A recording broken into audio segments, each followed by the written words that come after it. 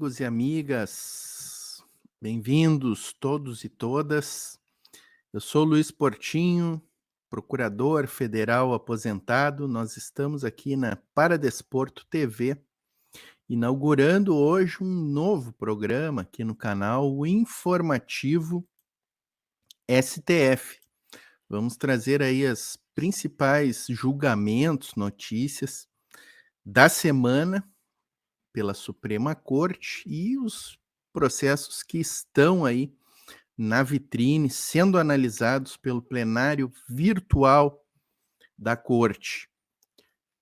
Para quem não me conhece, eu sou procurador federal, então aposentado, militei aí durante mais de 2 décadas na Procuradoria do INSS e na sequência foi transformada ali meados do ano 2000 em Procuradoria Federal, passando então a lidar com todas as universidades federais, institutos e autarquias federais. Nesse período aí, trabalhei um bom tempo vinculado à Procuradoria dos Tribunais, que tinha atuação no STJ e no STF.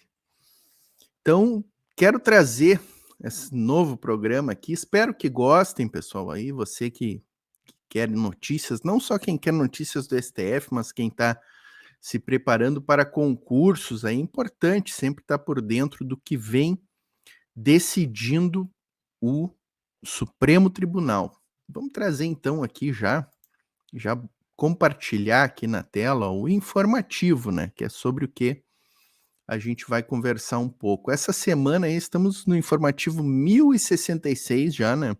Ele foi divulgado aí no dia 13 de setembro.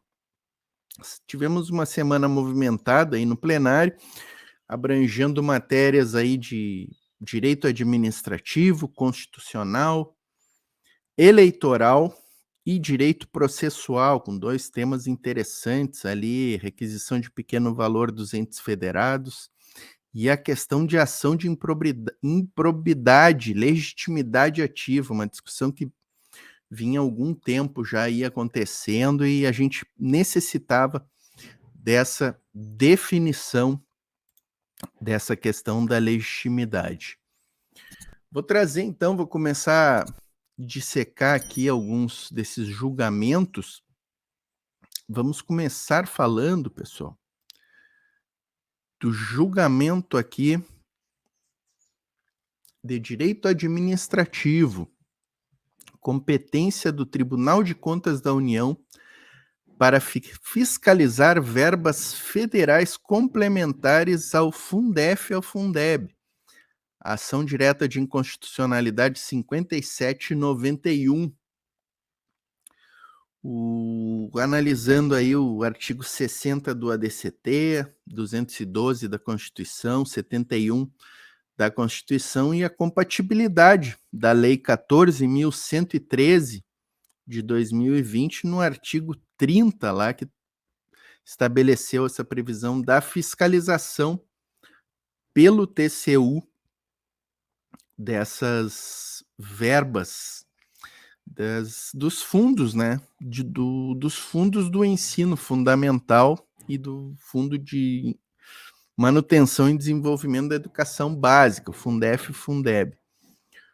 O Supremo decidindo aí que pela improcedência da ação direta de inconstitucionalidade, ou seja, prevalecendo a previsão dessa legislação, no sentido de que compete sim ao TCU fiscalizar a aplicação destas verbas e que os recursos destinados ao Fundef e ao Fundeb a título de complementação, quando o montante investido pelos estados e pelo Distrito Federal não for suficiente para atingir o mínimo por aluno, são originários da União, decidindo que a fiscalização da aplicação dos recursos federais é atribuição do Tribunal de Contas da União, né, conforme as previsões aí da Constituição Federal e da própria lei orgânica do TCU, a Lei 8443 de 1992. Tribunal aí, o Supremo, seguindo uma linha de precedentes, né? A gente tem aqui, inclusive, no item 4 aí, a linha de precedentes, no sentido de que é a origem dos recursos que determina o estabelecimento da competência fiscalizatória. Então, se esses recursos complementares são de origem da União Federal, a competência é do Tribunal de Contas da União. Os montantes investidos pelos estados e pelo Distrito Federal, a competência fica adstrita ao Tribunal de Contas do respectivo estado. Próximo julgamento, pessoal, uma questão interessante aqui, que eu cheguei a estar envolvido com ela, eu atuei em alguns processos aí, tive alguns colegas, inclusive, que ajuizaram essa ação aqui, a questão das férias para os integrantes da AGU, Advocacia da União. Inclusive, tive propostas para ajuizar essa ação, mas nunca entrei porque, na minha visão, era tranquilo que o Supremo chegaria a essa decisão que chegou a essa semana. A discussão envolvia o direito de férias, advogados da União postulando 2 meses de férias ou 60 dias com base numa equiparação entre os advogados da União e os membros do Ministério Público, que ainda tem esse direito de 60 dias de férias, assim como os magistrados. Na minha visão, uma norma que não se compatibiliza com os dispositivos constitucionais, com o próprio princípio republicano. Não faz sentido que categorias tenham 60 dias de férias no panorama constitucional brasileiro. E essa postulação dos advogados da União foi afastada exatamente com esse entendimento de que a validação desses dispositivos não prevalece, especialmente diante da previsão da Lei 95/27 de 1997, que é a lei orgânica da AGU, que estabeleceu a previsão de 30 dias de férias. Então, ficou fixado aí, firmado como julgamento de repercussão geral, tema 1063, prevalecendo aí, portanto, a linha de precedentes que já havia sido firmada também pela Corte, no recurso especial 594.481, tema 1090, e no tema 279 também. A nossa única expectativa, né, pessoal, é que o Supremo Tribunal Federal possa chegar em algum momento a também dizer que os 60 dias de férias são incompatíveis com o sistema constitucional, também no que diz respeito ao Ministério Público e à magistratura. Vamos ver quanto tempo levaremos para ter uma decisão nesse sentido, né, pessoal? Relatoria desse feito foi do Dias Toffoli, o julgamento virtual foi finalizado no dia 2 de setembro. Direito eleitoral, pessoal, próximo julgado, dizendo respeito às garantias processuais, conexão e prevenção. O Supremo analisando aí alguns recursos, uma ação direta de inconstitucionalidade, 5507 do Distrito Federal, chegando ao entendimento que a regra geral que determina a reunião de ações eleitorais que versem sobre os mesmos fatos para o julgamento conjunto pode ser afastada sempre que o magistrado aferir a pertinência da separação dos feitos, à luz das circunstâncias do caso concreto e das exigências inerentes ao postulados do devido processo legal, contraditório e ampla defesa.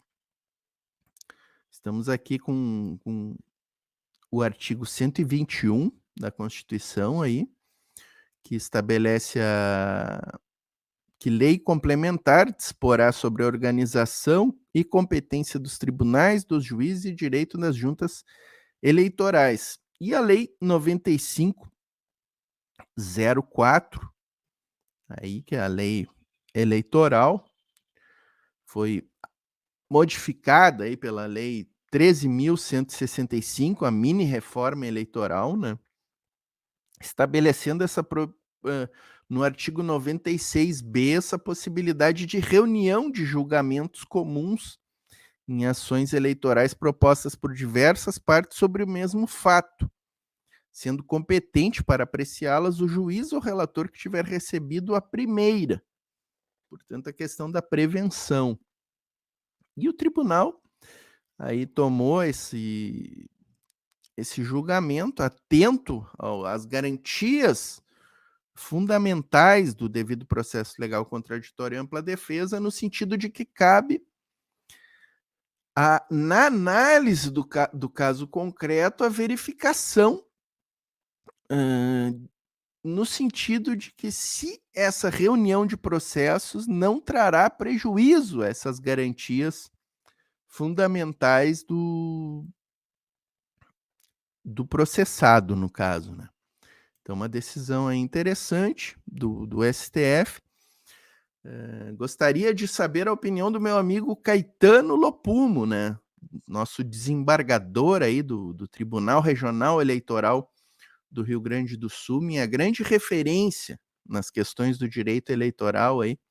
Tenho certeza que o Dr. Caetano Lopumo estará assistindo essa nossa estreia aqui no informativo do STF e deixará um comentário aqui no vídeo sobre essa decisão do STF. Me pareceu bastante acertada.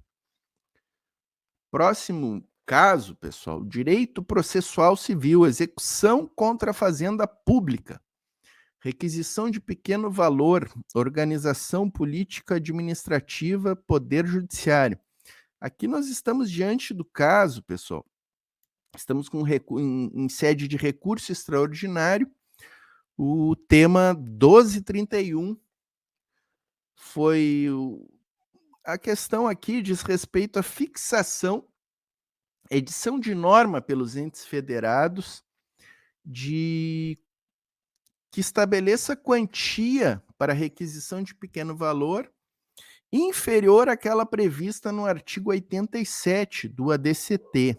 O artigo 87 do ADCT definiu, lá no inciso 1, 40 salários mínimos para as execuções contra fazendas estaduais e 30 salários mínimos perante as fazendas municipais para utilização da requisição de pequeno valor. O STF, se deparando com essa questão, fixou a seguinte tese. Vou trazer para a tela aqui para a gente analisar com o texto. As unidades federadas podem fixar os limites das respectivas requisições de pequeno valor em patamares inferiores aos previstos no artigo 87 do ADCT, desde que o façam em consonância com a sua capacidade econômica. Item 2. A aferição da capacidade econômica para este fim deve refletir não somente a receita, mas igualmente os graus de endividamento e de litigiosidade do ente federado. Item 3. A ausência de demonstração concreta da desproporcionalidade na fixação do teto das requisições de pequeno valor impõe a deferência do Poder Judiciário ao juízo político-administrativo externado pela legislação local. Então, aí o Supremo estabelecendo que a competência legislativa dos entes federados vai prevalecer, inclusive, sobre o artigo 87 do Ato das Disposições Constitucionais Transitórias. É uma decisão que Modéstia à parte, na minha opinião, eu não concordo com essa decisão. Acho que o ADCT e a própria Constituição Federal têm uma força absoluta nesse sentido. Essa previsão do ADCT não é relativa. Quando ela estabelece o valor de 40 salários mínimos para as fazendas estaduais e 30 salários mínimos para as fazendas municipais, não cabe aos entes federados definitivamente estabelecer quantias inferiores.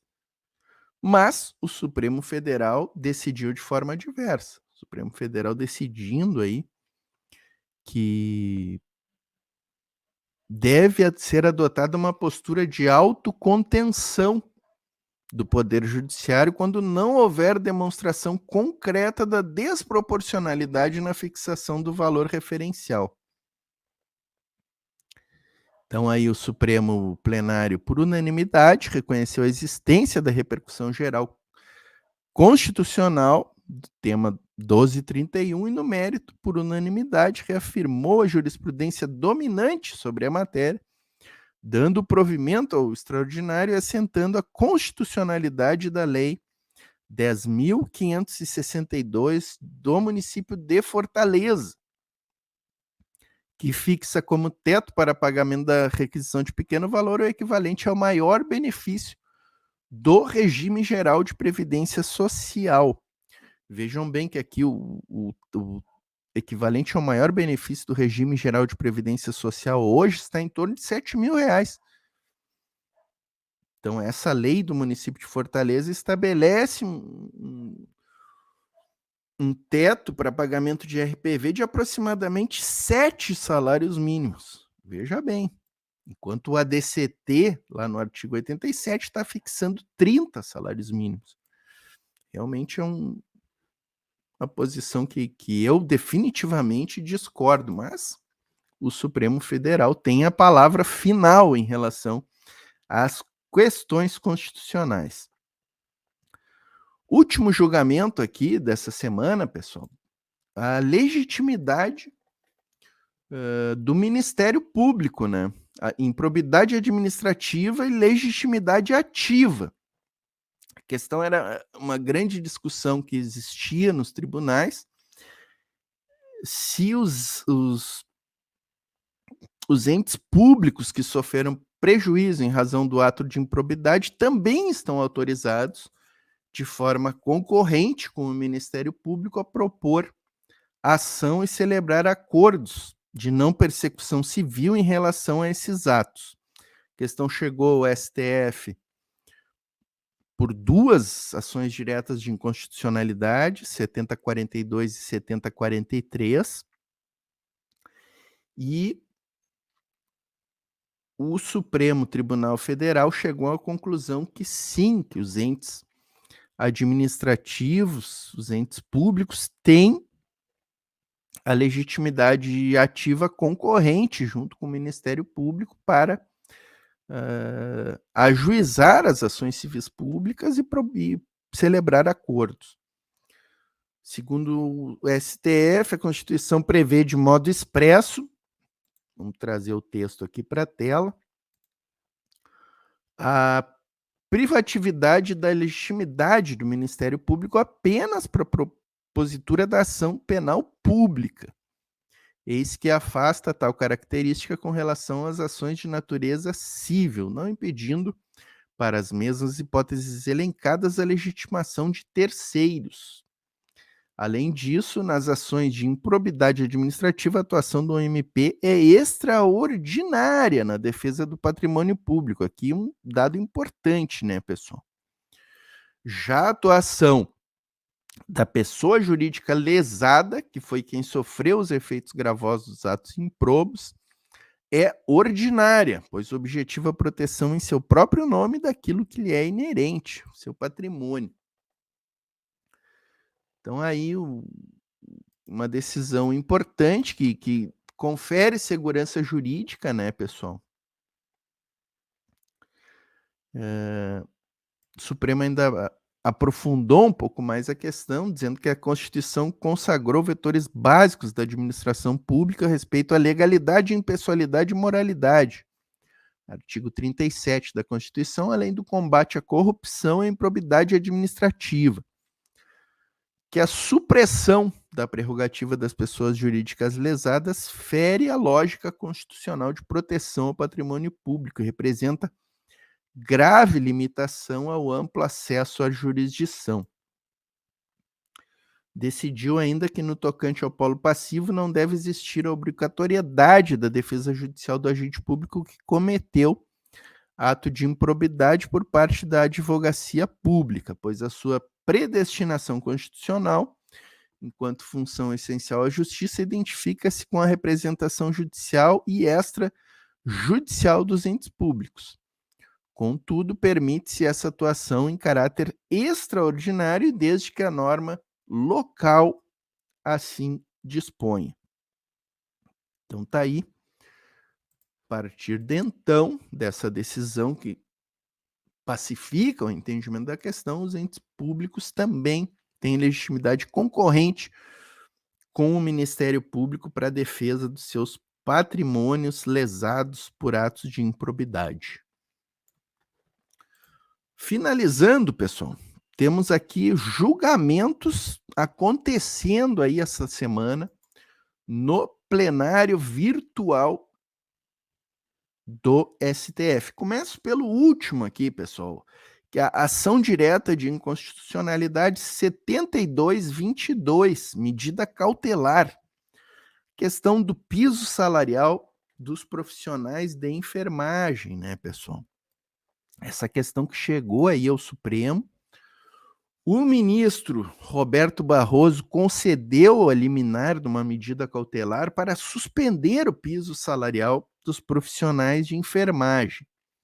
Uma decisão que, na minha opinião, é um ataque gravíssimo aos trabalhadores e trabalhadoras do Brasil, gravíssima, porque se trata de uma lei ordinária regularmente editada, ultrapassou todos os trâmites dentro do Congresso, Câmara dos Deputados, Senado Federal, e o ministro Barroso suspendeu a aplicação, a vigência da lei 14.434, basicamente pelo perigo dessa lei acarretar prejuízo ao sistema de saúde público, sob o argumento de que entidades que mercantilizam a saúde no Brasil estarem ameaçando demissão em massa de trabalhadores. Esse é o argumento da liminar concedida pelo ministro Barroso. Vejam bem o perigo dessa decisão. Não há nenhum fundamento jurídico nessa decisão, não há uma alegação de violação das formalidades do processo legislativo, que seria um fundamento com força para suspender a aplicabilidade de uma lei.